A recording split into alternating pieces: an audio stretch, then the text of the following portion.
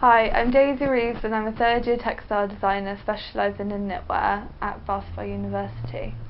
The current project I'm working on specialises in knitting using yarns that I've dyed myself and also researching through ideas of different textures and different ways of using yarns to incorporate into a knit piece that's strong enough and unique and gives a different take on knitwear as today.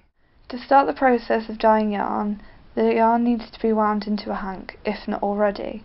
The yarn preferably needs to be a natural yarn, so the colour dyeing is not disturbed by any other colouring added.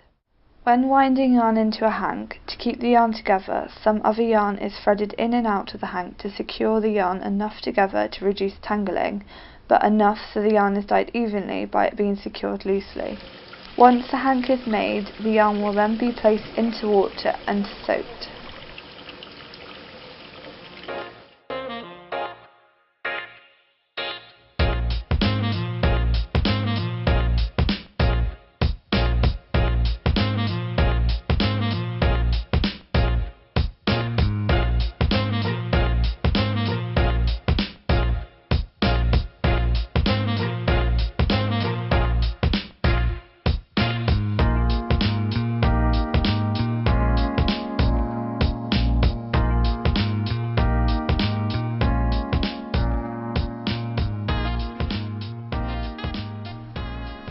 While soaking, it is time to make the dyes. A dye bath is filled with water and heated in order for the dyes to activate. In this example I am using acid dye since it works best with wool. The powder is mixed gradually with warm water. If natural dyes were used, the yarn and fibres would need to be placed into a solution called mordant first, so when the natural dyes are dyed, it stays fixed and has a strong colour outcome. Once the dye bath is heated, the acid dye mix can be added.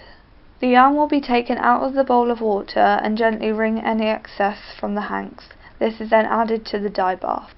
When it is the correct colour, fixative needs to be added to the water. In this case, the yarn will then be removed from the dye bath and a cap full of acetic acid is then added to the dye bath. After a few minutes, the dye can be checked over and see if it's the right colour. If not, the yarn will then need to be removed and acid dye can be further added to the dye bath until it's the correct colour.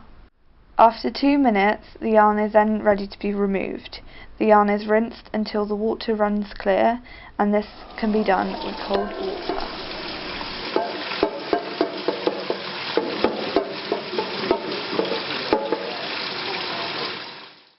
Once rinsed, finally the yarn is ready to be dried.